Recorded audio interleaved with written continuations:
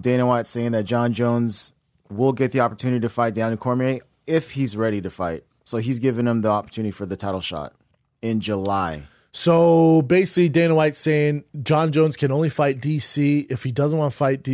So it's DC. So he's saying that there's no warm up. Well, so if Jon Jones isn't ready, then DC will face Jimi Manuwa. Ah. So that's another thing too, because I think everyone thought that maybe Jon Jones would warm up with Manuwa, right? I thought that makes most sense to me. Give Jon Jones Manuwa and have the winner fight DC. But you know, the DC Manuwa does nothing for me. I'm not hating on Manuwa. I know some of you guys are like, why are you so harsh on Jimi Manuwa? I'm not. I like him. I think he's a great fighter. He has phenomenal knockout power. But, you know, look at how he did against Rumble Johnson or Gustafsson. Like, the upper echelon guys, it's just not for him. You know, Cormier, he'd have an easier time with him than he would Anthony Johnson. That's talking about Anthony Johnson who didn't want to be in there. So, you know, I don't know if that July 8th timeframe works for Jon Jones. With the suspension, I think we're looking at more of a September fight. So I think DC's going to get Jimi Manuwa in July on UFC 213 and then Jon Jones later in the year.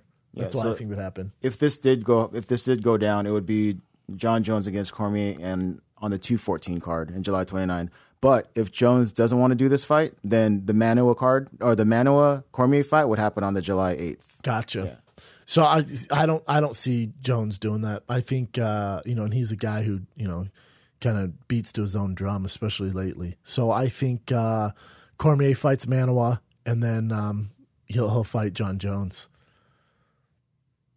For DC, that makes most sense too. And you can see DC talking shit to Jimi Manuwa because he knows that that's an easy payday for him. Yeah, you know, like he's a little bit out of context. DC talking shit to him, but he just, you know, listen, as a fighter, man, if you see a good matchup, you can, you know, it's a title defense, and before you fight Jon Jones, that's a good fight. It also builds the hype between Jon Jones and DC because let's say DC and Jon Jones do fight in July, and Jon Jones beats him, then what do we do in the division? Yeah, then what? Like, everyone wants now, but it's killing guys. Let's look at the guys who had no warm-up, or gals. Ronda Rousey took how long off? Decided to jump in there, gets fucking murked, man. Sure.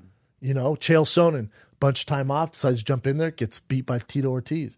Like, you need these warm-ups. And I know UFC and Bellator, they want these huge paydays, but it's very short-sighted because you're ruining the product.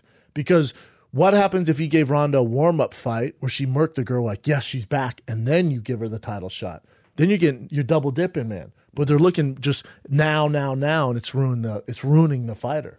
Yeah, and DC's super smart. That's why he's pre-planning. Hell yeah, he's smart. That's the easiest fucking payday ever. So DC, just like I said, he fights Jimi Manuwa, and then he'll fight Jon Jones.